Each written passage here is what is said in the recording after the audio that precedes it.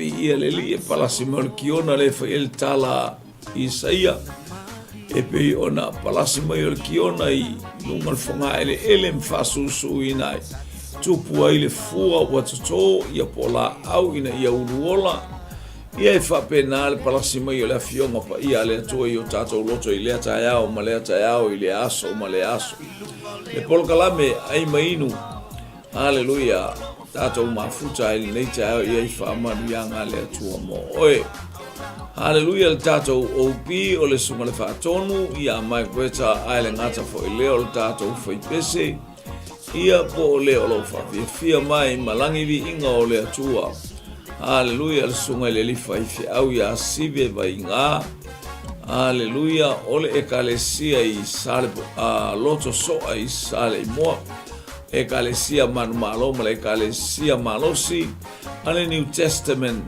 𝚟𝚒𝚍 I totonu o loto soa vi ele li whaftai mo pese ia I fo le anga le lei o le atua I lau fonga o I tātou ia tātou sili Patala watu I le sunga le whaatonu ia mai kweta Haleluia malo le au solo ia malo fo I le whaatoatoa malo ngā lue mai la wata au o mai nei vaenga o le au oli Patala watu I le whaletua o le whawhiangainga mai Brisbane Susana Whetalainga ia vi ia le li whaftai mo le whamalosi whaftai fo I mo le whatalofa mai nei tu waso Patala watu o I le sunga I le whawhiangainga ia nanai whiangainga Haleluia ia le li upulawa le tuspa ia uto maftia I uto maftia matinga ina I avenga o mai ia tia wa ue malolo ai I tātou ko le maftianga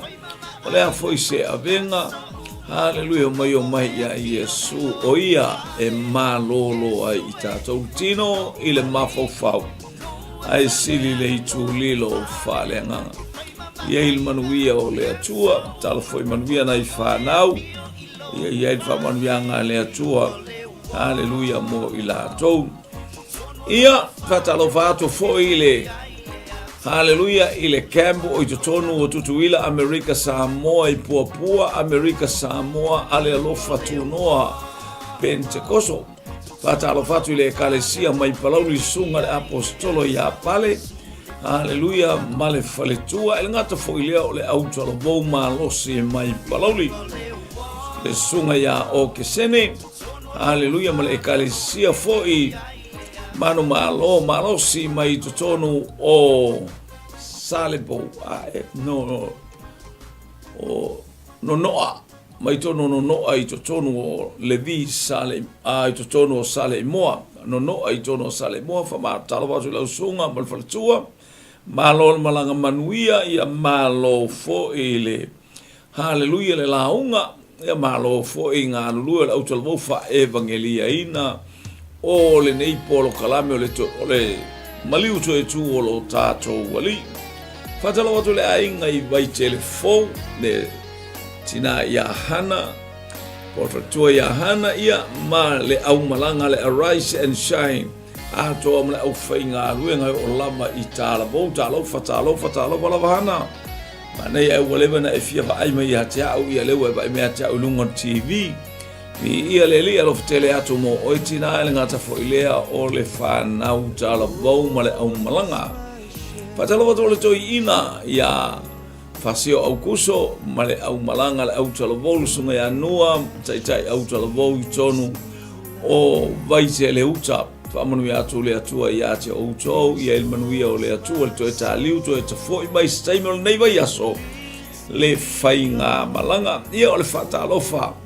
Haleluia, whatalofa toai Amerika Samoa, Puapua le sunga le taitai, ati manetabai, ati manetabai, haleluia, Elia e Sera, talofa I lau sunga, I le tama, talofa I lau sunga, haleluia, Bishop, malo le whaatoatoa, malo ia te oi whatai whaunga le atua palasiatu, palasiane, palasifo, palasi mai, langona whaatasi mea uma, haleluia, tau aveina o le afi o le anganga pa ia. We are carriers of the fire. Haleluia, ia ile angalele o le atua falau te leina pea matu maulana fa unga ilunga ia te oe le tama fata maftai foi le kalesia malosi. Haleluia, ile toi ina o toi ina tu ina ia la vea male nofo atofi ole e kalesia i pua mora vaenga ese maftanga tinale au tala bou maso se vaenga o faifi au malolo to loto te tele au wale fatalia ia male talino le tato fainga malanga angale le iatu le atua se aso neiva yasto e tali umal fainga malanga ia angale le atua fatutumu i mea ufa ngao ina ona o lo tali malo. Hallelujah, failoa mai ai e kalesia ese how to carry the fire of Holy Spirit. We are carrier, hallelujah, of the fire. Ia le angale le atu le atua family atu le atua fatalo watu teine lea mai. Hallelujah, ile moli le amai lauli America Samoa talo falava. Praise God. Ana tongia vi ia leli patalo vatu foi ana kolio talo faltua ia vi ia le atua. Praise God, le aeva ia lava oilu martato por kalame pualoni talo fartoi ina o maleboni ia ile le ole atua malepa ia le atua. Hallelujah, ile male aso ia te oe leuso au na maleboni ia ole tato sili mua watamo e mai Maria le makatara maletala ile auso te i Peteru te i Ioane tau fetuli loa e iei tangata na latu alu loa i tutonu a iei tangata na latu tu i fafo e iei tangata na latu fatu atu i fafo a iei tangata na latu a alu i tutonu o le tunga mau o ai lena i totonu a o ai lena i fafo to alua le au so Peteru ma Ioane alu lesi alu sao ai tonu le tunga mau alu watu lesi tu atu i fafo peto tuli atu i fafo wana i loa watu e tu Yesu o ai to tuli atu i fafo a o ai na alu i totonu ai mainu e mamao le ala.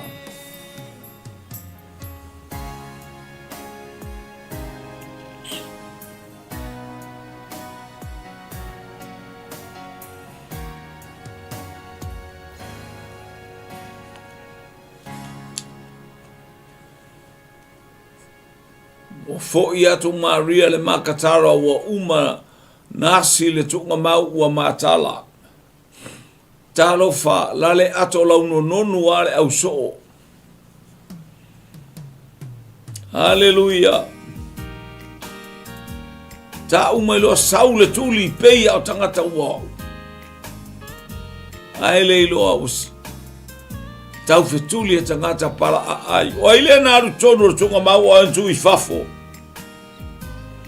tali mai ana kolia o Peteru o fafo a o Ioane o totonu tai farsua le siufonga malio le li o sive vainga. Hallelujah, le fafenga o le ekalesia ale New Testament Church i totonu o loto so ai sale moa male pese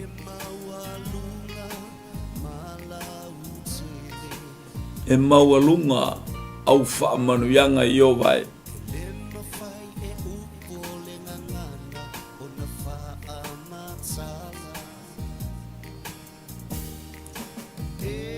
Ia, o nai te unga lava foi o malu lulu ia leo tafu atua ile afi. Hallelujah, ia mwhaawa atua ia fole carrier of the fire. Ia ole maota le o sunga ia Mike ia ese ale malu ole ele mate ia. Tasi tatou tali watu so e to lua na latu lesi maulu i tutonu le tunga mau al watu lesi to tuli atu i fafo o aile na fafo o aile na alu i tutonu Ioane ma Peteru solo so o ia O ai o le au so o ia na alu to tonu a ai le a ai so na tu atu I fafo. Le ua tali mai Susana Peteru na I fafo. So Ioane sa alu to tonu tu satali e lua ia. Peteru fafo ana kolio male sunga le faletua mai Brisbane. Ana tongia Peteru o fafo Ioane to tonu tu satali e tolu. Olo o anga mai pea tamaitai. Hallelujah. Ya e baba ya tu ele ia ia ni ali sa o la mo moe ali. Sa o le tau fetuli tamaitai esele matautia pa tatou falongolongo le tuspa ia. E tau fetuli ata tamaitai. Ala mo moe le fefe tamalo loa. Woo! Fefe atu ai masi angelu tau sole. Tolu tali, Susana, Peteru fafo, Ioane totonu. Ana tongia, Peteru fafo, Ioane totonu.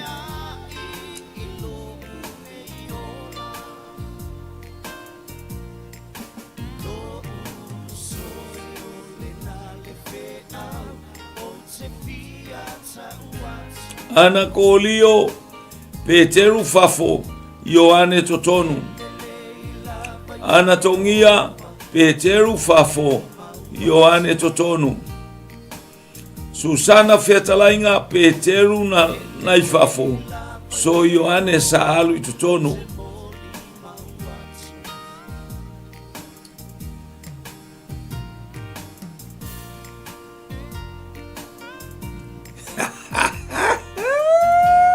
Kua wilalo, ku mai va mole mole. Faletua.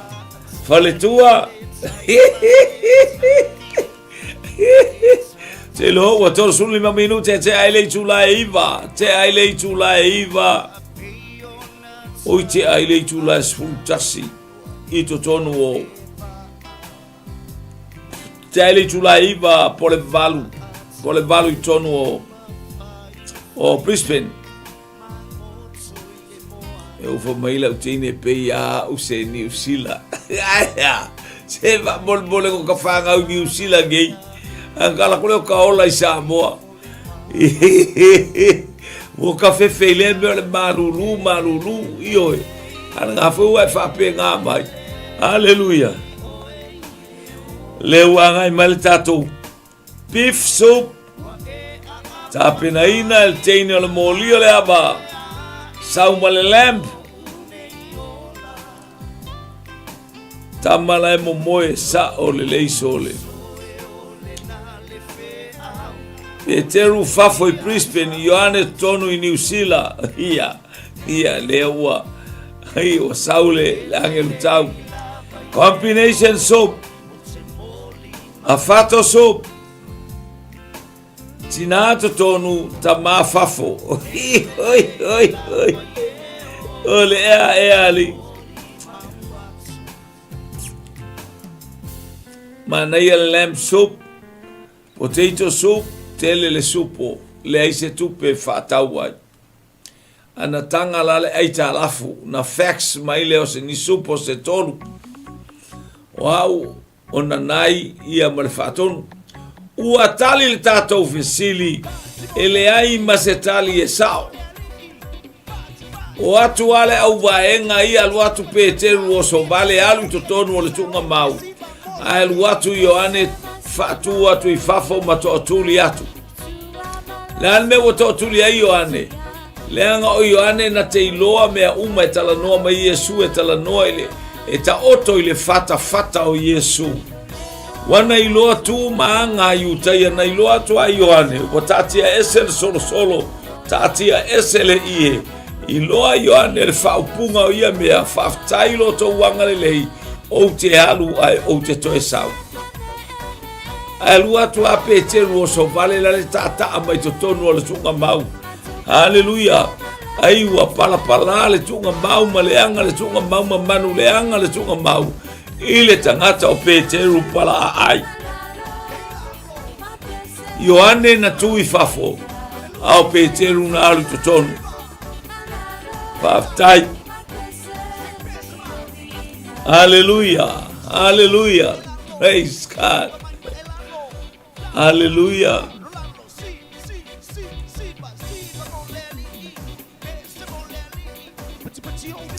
E mawhaina e taua mai tangata na whawhine na o e asi il tunga mau. Te whaina e taua mai whawhine na o e asi le tunga mau.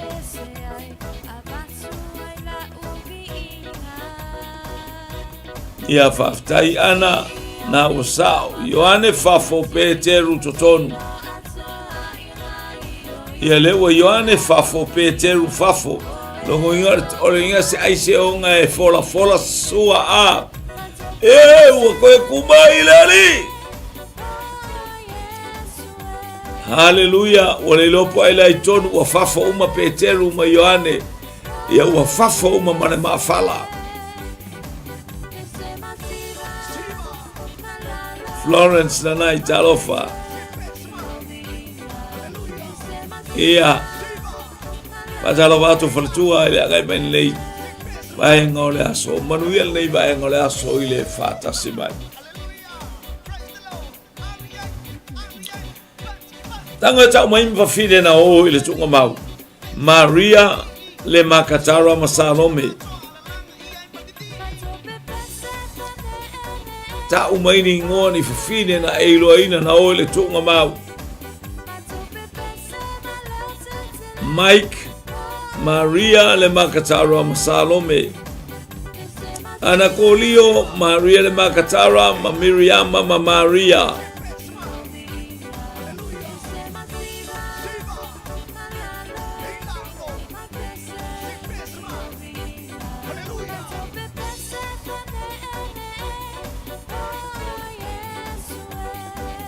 Ya fa manuru watu ana wa umatato visiri lea.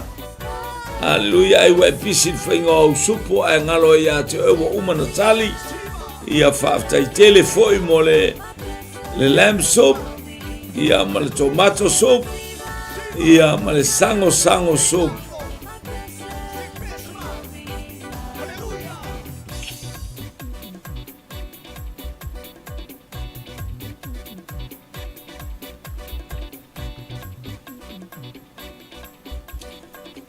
Tali mai preta ia o Maria le makatara masalome. Anakolio Maria le makatara ma Miriam ma Maria.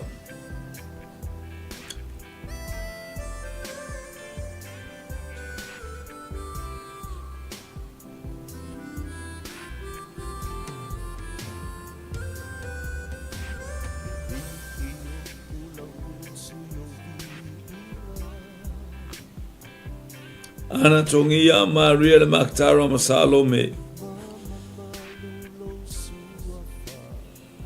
Ia leo ua taupati mai tatou sango soup. Ia leli.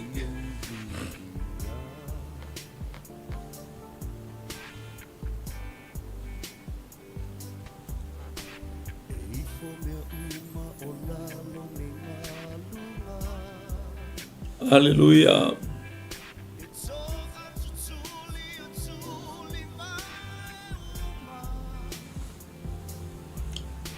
Ya watali tato ofisili o Miriam mama Maria le makatara le tala le mo o e le tala le mo au wa faatawina mea manongi e asia ile tunga mau I ia leli o le fafine le taumai I o Maria Salome ia ma Maria le makatara o tina ia na latou asina le tunga mau ia leli o ai uluai tangata na baba ai le toe tuma sorry o ai le tangata lona lua o ai tangata lona lua na ba ai ile toe tuma o Yesu tangata lona lua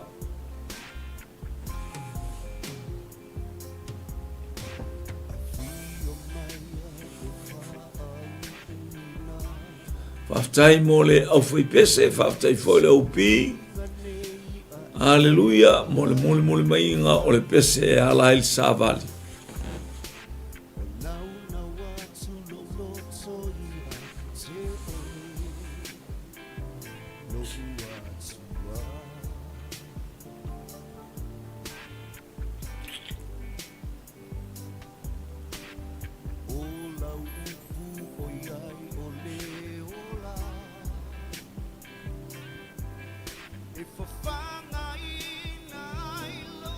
Aftai ana tongia o Maria o Miriam ma Maria le makatara o sao.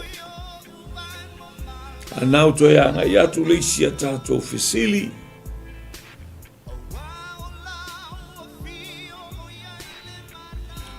Ile faali lo na lua o Yesu o aina faali iai.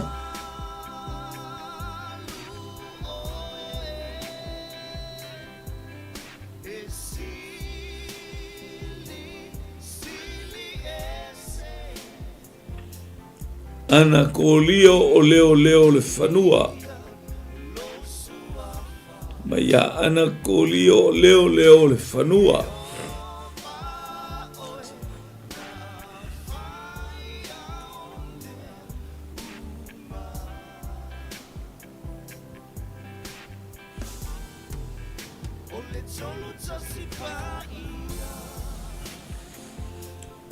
Leo sau ya mai preta. Mo lona lua faali ya Peteru ana kolio o na soo.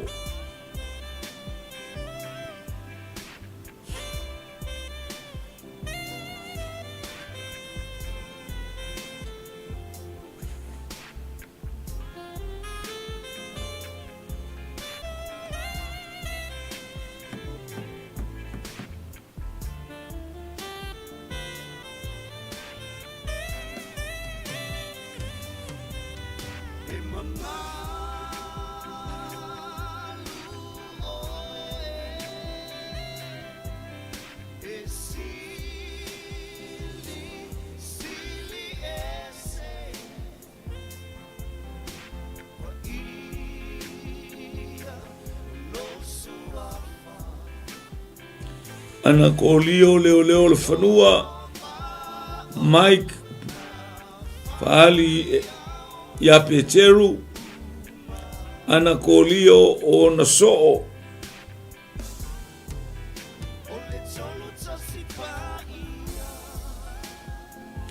Le tangata na faali lo na lua faali mua Maria le makatara. Faali lo na lua o aina faali lo na lua iai Yesu. Ilona toe soi fua mai.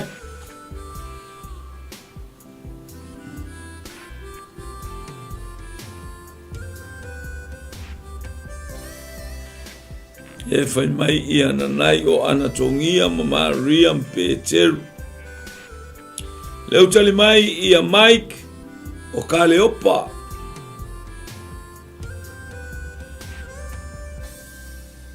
Toi luan tato tali. Ia le aite le taimi toe vava ai atili pea. O matali a Mike ole o Kaleopa. Anatongia safari le angelu tau.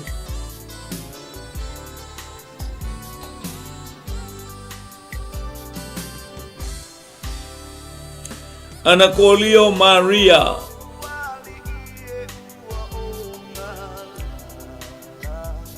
Lo wali ie wa o ngalala.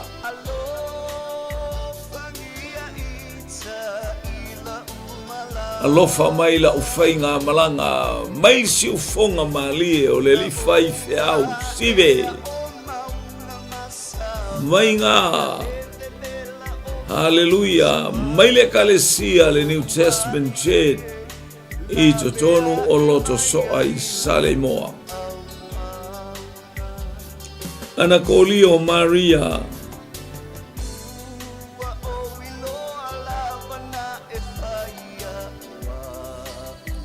Faftai fonga. Te vuela usunga le upi.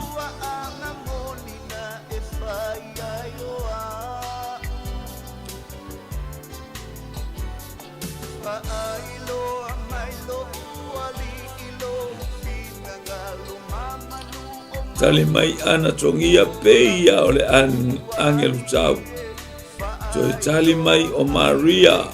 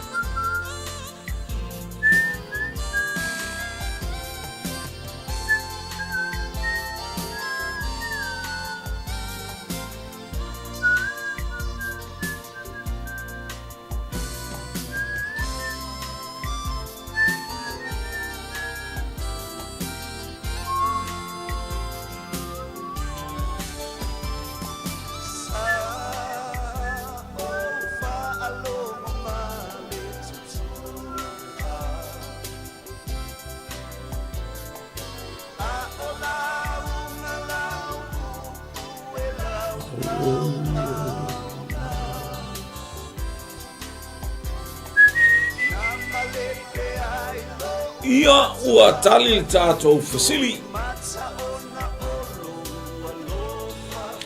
O le tali o le tātou fasili. Ia ua see atu le tātou fasili. Haleluia. Na sei awina atu o aina wa ai whaalua ia Yesu o kale opa. O tangata ia na o I e mau. E o atu e mau o le spito nu atu o Yerusalema. Haleluia. E o matala tala noa. Me ua tutupu. E maofa o la ua loto. Ai whaatasi atu loa mai Yesu la tau whainga malanga whaatasi. Lea la te tala noa. Ia a ua o ilo la nu ai le alu loa Yesu ai whamai se tātou nonofu. Tātou momoe whaua waile o lau whainga malanga. O ile po o na tango leo Yesu I le areto o whaftai o na tofi leo le areto. Batu le areto o inana I loa I le auso o voi. O Yesu wa malama tai au. Wa nga I atu Yesu I le mea nga I ai. Wa leilo atu e la ua. La fe tautal ta la ile au. Ele I mu e o ta loto. Na to e fo I ale I Yerusalema. Fatasi male au so ta watu I ai. Le mea na lato fetau I ai mai Yesu. Ka le opa o le ala I e mau faftai anatongia. Le mana ia teine fai ana supo ma fai taulan tuspa ia. Ia a fia mani au supo stolu. Tusi mahele I ngore tangata ila na supo. Supo mua o le supo mo le angelu tau. Supo lona lua, supo sto ina o tito len tu e paulo I ke reta. Ma le supo lona tolu, supo lona lua o tito ar supo lona tolu. O nanai vou ia po nanai ia whengainga. Ia le tala le leimo oe. Ia wai whaalongola ia. Leisi a tātou fisili. Leisi tātou fisili le winga o le aso toe tu. Praise God.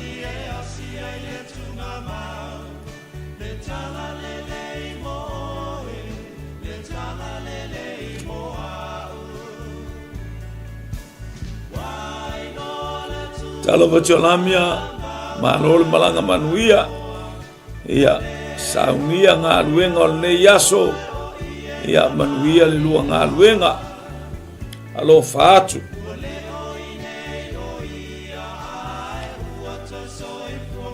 Ia le li. Praise God. O aina whaia le tuunga mauna tuu I ai le tino o Yesu. O aina whaia le tuunga mau. Na tanu mia ai le tino maliu o Yesu.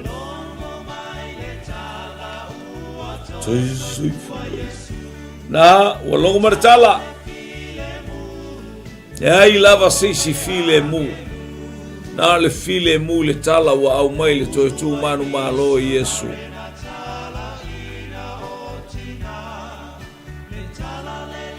O aina whaia le tunga mau na tuu ai le tino maliu o Yesu.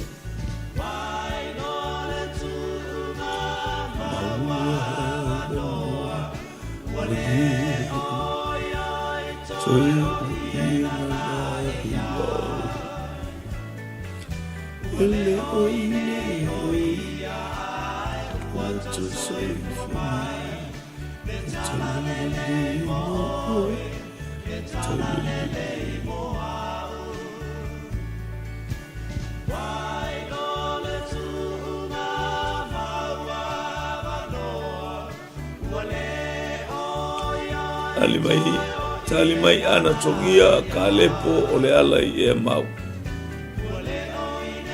Ia lea ua talimai tangata lea se sueane.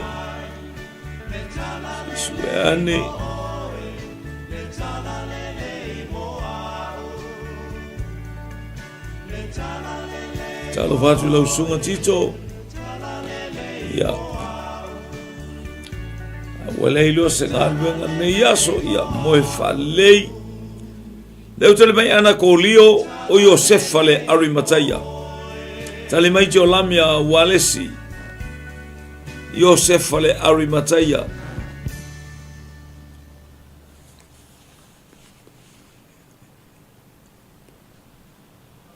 Praise God. Ia.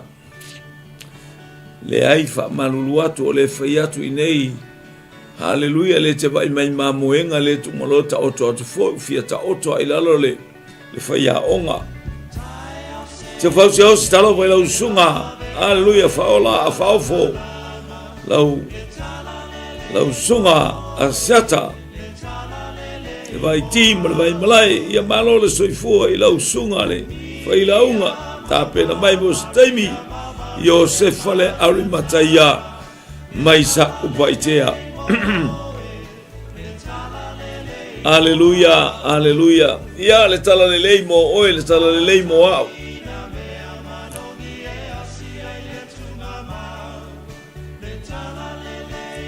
Tasil tatu tali. Lua le tatu tali. Tasi lua tali. Tolu tali fale tali. Hallelujah.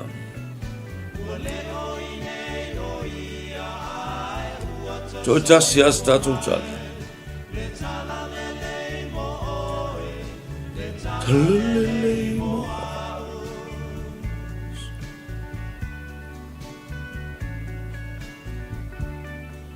Ialena o Yosefa le Arimataya. O Yosefa le Arimataya. Waina lata nua le tino Yesu ma Yosefa le Arimataya.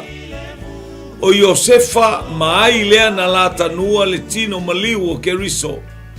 Ia manuia lautali.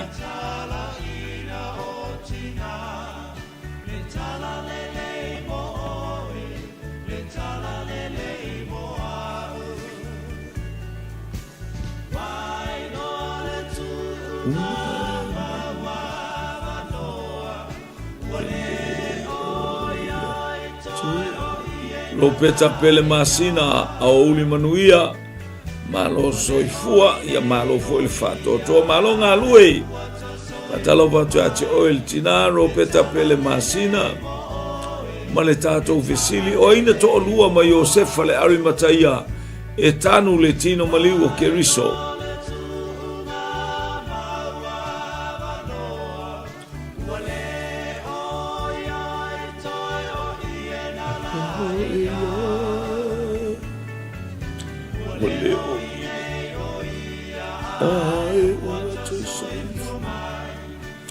Malulu ata minele mata yai ilma fale malsunga yo tingana tafule afi ya elo maua mai ele afi au pe ole face na malo sole apo maya tio atol fale ole ol fatonu le mafoi na fola mai moenga na umatu lo tatitia ai loa.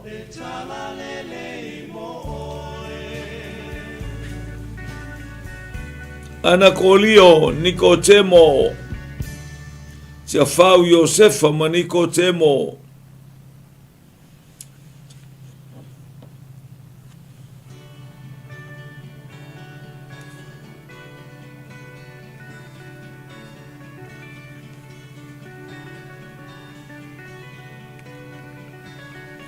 Ropeta pele masina o Nicodemo Tito Nicodemo tolo ya Yesu ile po ana to ngia Nicodemo sunga ya 𝚟𝚑𝚍 Iosefa ma Nicodemo ana kolio Nicodemo. Haleluya.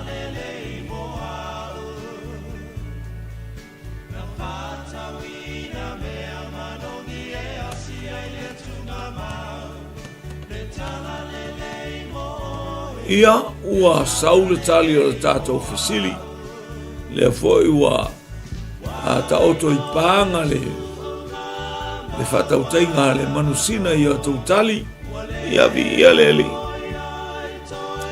o le e o atu ia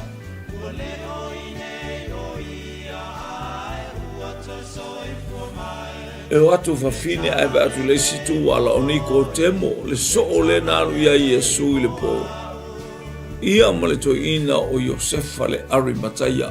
Haleluya. Ia o ia le nasa o ia le nasa o ila ua le na sa te ua le tino o Yesu i to tonu o le mamao oka.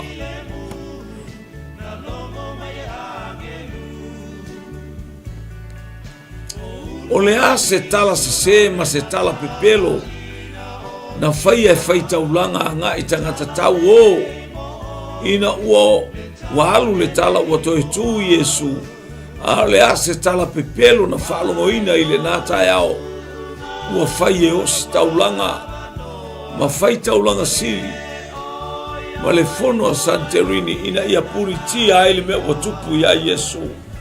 Haleluya.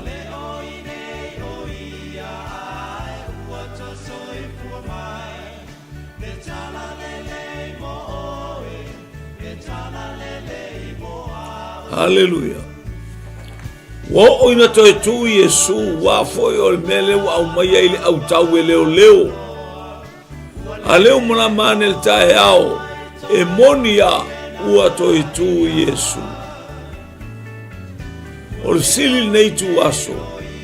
Lea se upu pipelo ma se upu se sena ame ile ataimi ele au wosi taulanga sili fa iloa tua i tangata le mea watupu.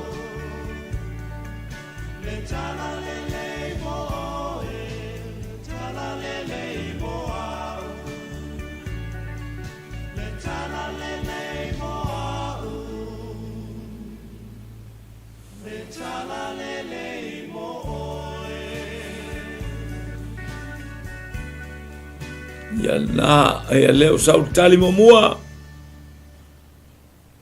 𝚟𝚑𝚍 o mai ona so ua ngaoi ia ana kolio fai mai ua ngaoi e ona so le tino Yesu lua tatu tali tolu tito lua iwa ngaoi le tino Yesu ropeta fai mai ua ngaoi e so o Yesu lona tino te lel nei tala wa abe a tau fiufia ia le mea ua wa aia wa lato whalonga e mea na o lato whatau tau wa Yesu ale le futu e whai tala se ma le tala pelo ana tongia wa lato abe tupe i tangata tau e au ai le tau te tala i le mea moni ia se whau kala ale Ropeta pele masina fa mai wanga o ia so o Yesu lona tino. Tali tātou fisili. Ua tongi tupe ia le au tau tangata tau maena leo leo ia Yesu. Ma le upu a whaiane tangata na whaile iai. No mai o na so ave whananai le poa o lato momoe tauna oti ia. Tauna oti ia wartuna roma alwe sel tangata ai ioe. Au se meme tau tia le alwe sel le oti. Ala e momoe a. Ia lefa mai au le whaitala pelo. Lefa pe mai ia sai fau. Ua ngaoi ele angelu tau. Le istala wa ave wa mai ona so. Ile ngaoi lona tino. Ia aftai sa o le itali. Malo le tau, malo fo le fato atoa. Malo le fa malosi. Hallelujah. God is good. Hallelujah.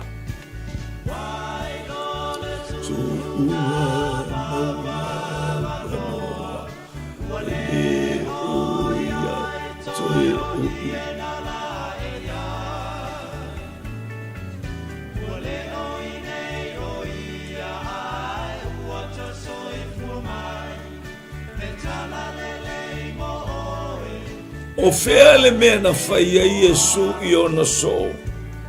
O e whatali nā tātou te wheilo a iai pe ao o le aso o te toe tū ai. Aso tonu wa o toe tū ai o e whatali mai o fea le mea o. Na whaia I o e whatali mai ai.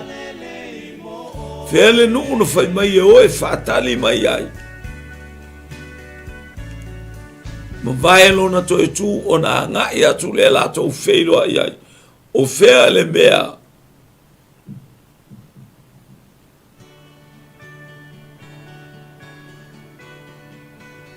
Hallelujah.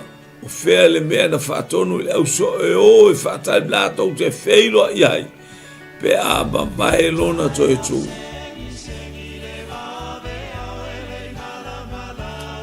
Le malama lama.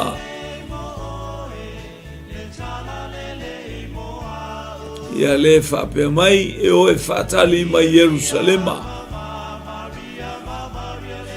Mai te whau o e whaatali mai Yerusalema. Hallelujah.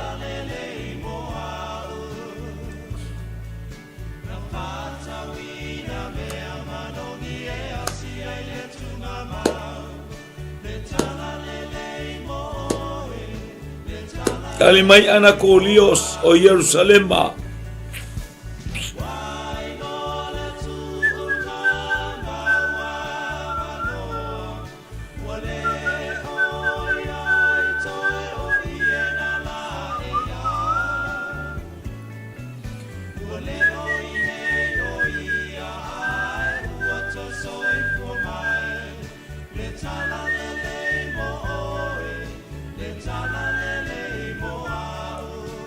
Al failaunga ia te afau Yerusalema, ana kolio Yerusalema, titolua iwa Yerusalema, ana tongia Yerusalema, ana tongia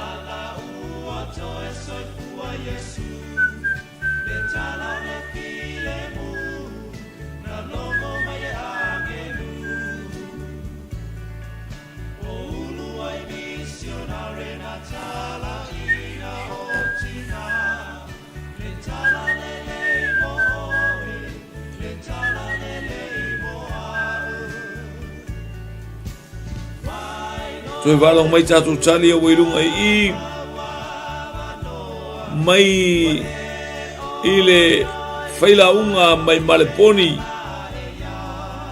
o Yerusalema ana kolio Yerusalema tito Hallelujah Luaiva Yerusalema ana tongia Yerusalema Hallelujah ua leo maua le tali o le tātou fisili. Aleluia, o le tali o le tātou fisili ono tātou tali ele istari e sao. Tali o le tātou oe whaatali mai karilaia. O karilaia na whaate atu Yesu oe whaatali mai ai. Se ia mabae lo toi tu ona o anga i atu lea tātou feilo ai. O karilaia la ele o Yerusalema. O Yerusalema na whapai awara tu ua e o tau Yerusalema. Se ililingi ifo le anganga pa ia. Te bina la afio Yesu i le langi. Ia e tala no atu i ona so awa tau te tu ua Yerusalema. Se i maua e o tau le mana mai le langi. Mi ia le li o le anganga pa ia. Mi ia le atua. A o le tatou vesili. Haleluia, o fea na whaia Yesu i ona so e o e whaatali mai ai, se i o lato. Te mi le fast furu aso, mai le aso na toi tuwa Yesu, e o mai i le aso na ia Yesu muli muli malona au so, ia e fast furu aso, o le tala Yesu o e whaatali mai kanilaia, whaftai.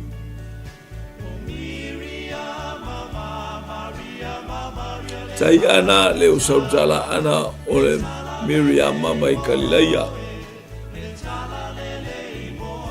Ana tongia Kalilaia. Praise God.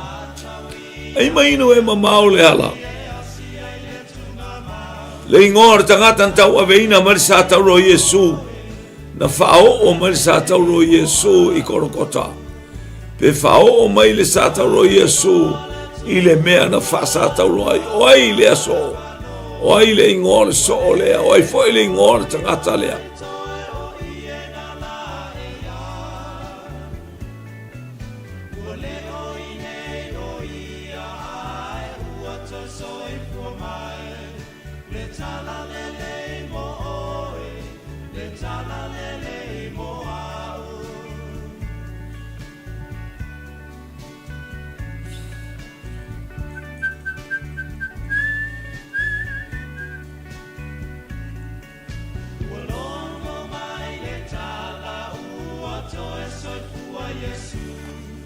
Hallelujah.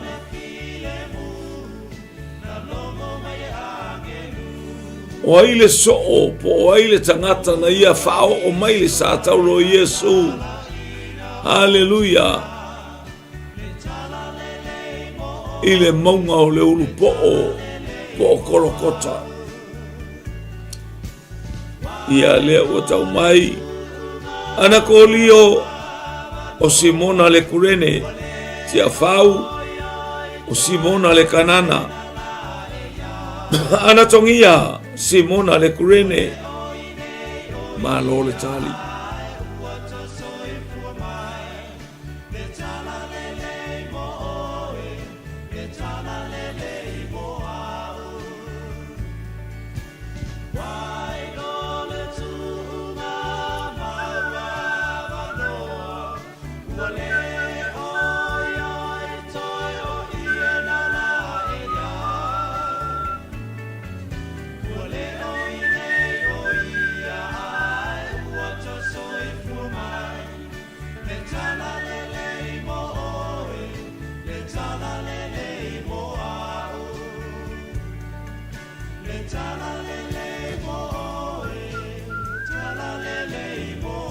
Simona le kurene maya anatongia. Simona le kurene maya tia fau grey. Simona le kurene. Hallelujah. Maya anakolio. Faftai mole teu fungala au. Ia faftai foi mal fae to mai laulo faiva. Supo tomato. O le tamato o fasupoina o tipi ai le ani. Hallelujah. O tu iai le masi masaina. Ia lea ua pasi mai nei vaenga o le au. Tali tatou visili o Simona le kurene. Faftai Simona le kurene. O Simona le kurene ai mainu. e mamao le ala.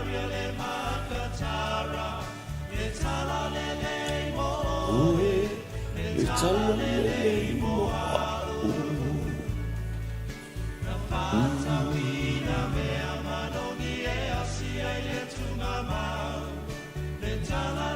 Ya mai o fartua au e te pisi. Te pisi a e whaise mea ai e whaatari el whaifi au. Tau mel whaifi au lana ngā luenga. Ia e saunua ai manua talitari e. Ia leli. Ai au tau mel whaifi au. Ia ala te te i mai lunga moenga. Ia leli. O leisi a tātou wheseli. O leisi a tātou wheseli. Aleluia. O ile ngore whanua na tatalo a Yesu. O ile ngore whanua na tatalo a Yesu.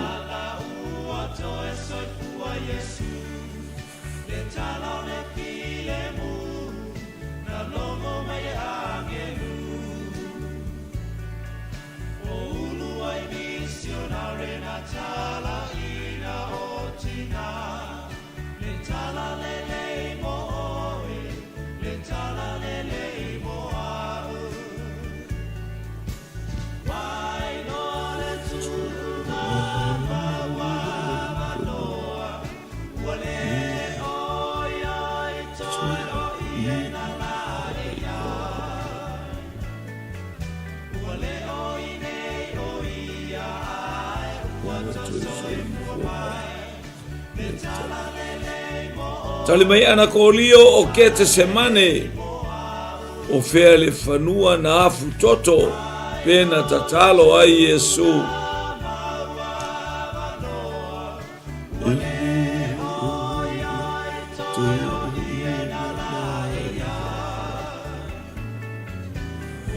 Ma whanawhana mai tatou wafi na wa saul manunu le tala le moa.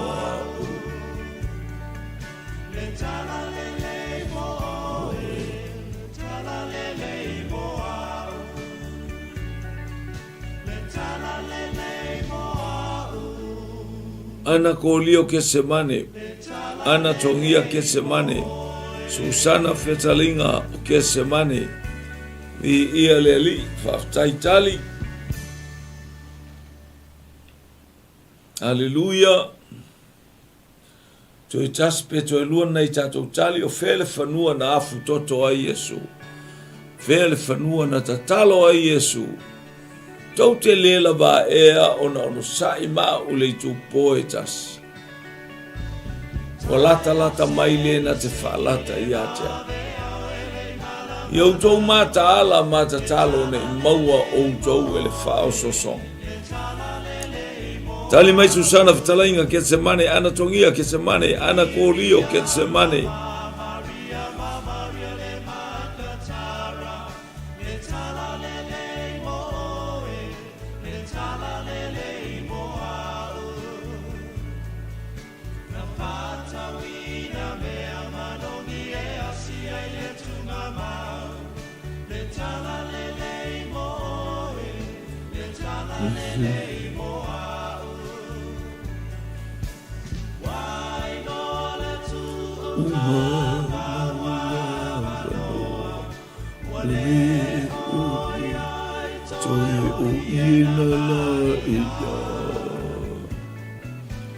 Wale o inei o ia ai ua tui soifo mai. Le tala lelei mo ohe, le tala lelei mo ao.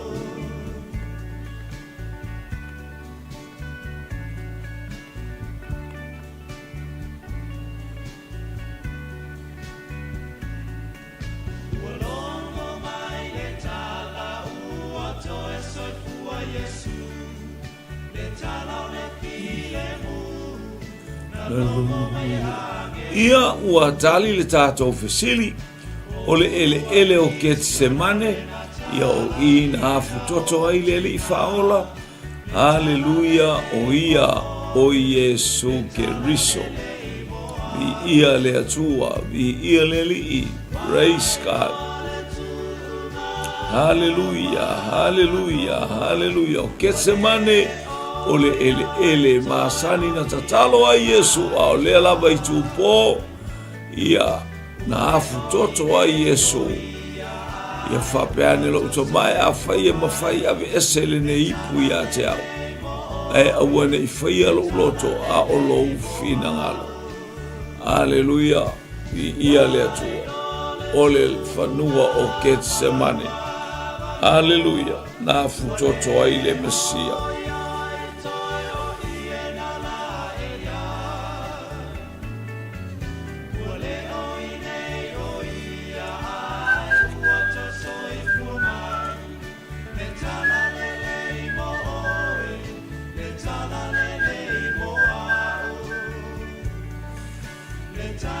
Tato fisili muli anga ia tu lungo tato po kalame tato tu fisili fo ile yo nei ya fiafi fa munu ia le tu ile aingo le fato tua o anga mai tato mafuta pea ile tato po kalame ai mainu e mamao le ala o le ale taimi o le aso na maliu wa Yesu o le ale taimi o le aso na maliu wa Yesu vi ia leli.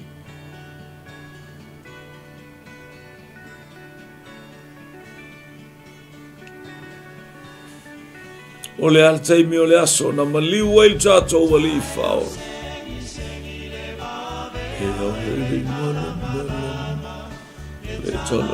Ai mainu e mamao le ala malo le faito tusi. Ia malo fo i hallelujah mate poto. Malo foi fato tua ia malo tatalo malo foi ana pongi e anga le leila volo tato watua ia te itato i lea taimi malea taimi. Hallelujah, hallelujah, hallelujah.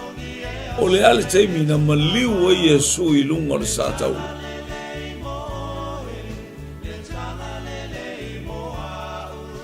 Ai ese taimi na tu i ai.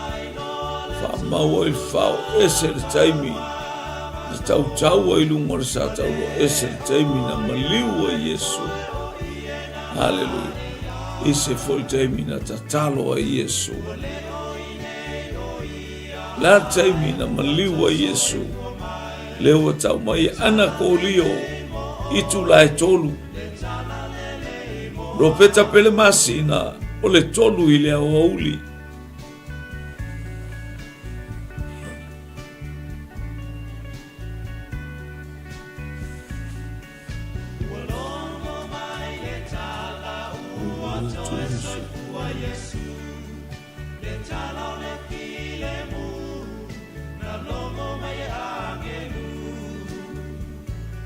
Alo fatele atu tini lea mai lauli Amerika Samoa whaftai mo whatawina o tātou sopo. Ia le lua tātou tali ana kōlio. Maro peta pele masina o le tolu lea o uli. A le whapea mai tini lea mai o tara o ana kōlio. Itu lai tolu. Ia. Lua tātou tali tolu lea fiafi mai a ana tongia.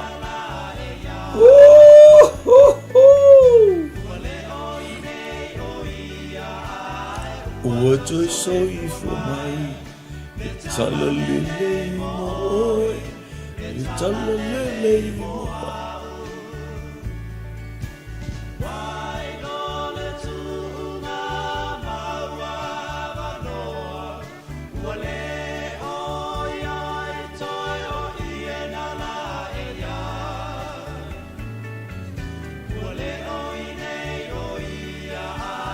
Ala tātou tali mo le muli le wanga i mai o ana tongia tolu i le afiafi ropeta pele masina tolu i le auli ana kōlio. Hallelujah. O le tolu i le o le itulae tolu wa tali tātou fisili o le itulae tolu i le afiafi. Hallelujah. Itulae tolu i le afiafi e sa ili atu Yesu ua maliu o le tulafono faa Faroma Au le taimi wala talata le taimi e tauwaina na oti pangota aile I oti le pangota e naui o na vai. Ai o atu pangota e o atu fita ia Yesu ua maliu Yesu. Mai tuspa ia ele ngauia sona pona ivi ni ivi au faile ai ngaile ai sesi na fasa ele atua ona ngau se ivi o le tamai mamao. Whamnuia le atua ia te oe. Whamnuia le anga ia tu po kalame le whana ua le atua nei ia fe. Fea seitu o anga ia tu mamaua mai ai. Whamanuia le atua ia te outou. Ona o Yesu. To God be the glory forever and ever. Amen, amen, amen. Hallelujah.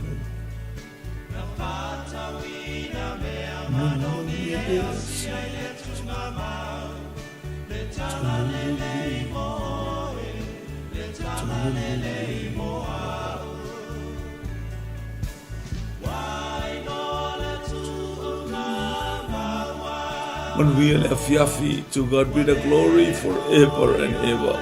Amen. Thank you, Jesus. Praise God. Hallelujah. Hallelujah.